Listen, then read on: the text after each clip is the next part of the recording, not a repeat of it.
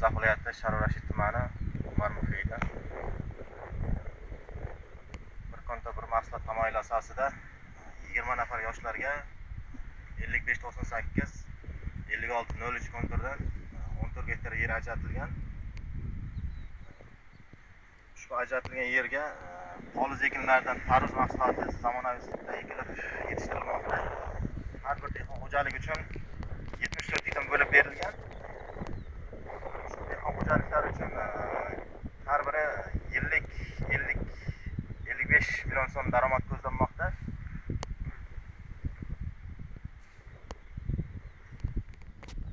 Shu dehqon xo'jaliklarga lider tadbirkor etib Imronbek Agro MChJ hamda ishlab chiqarish kooperatsiyasiga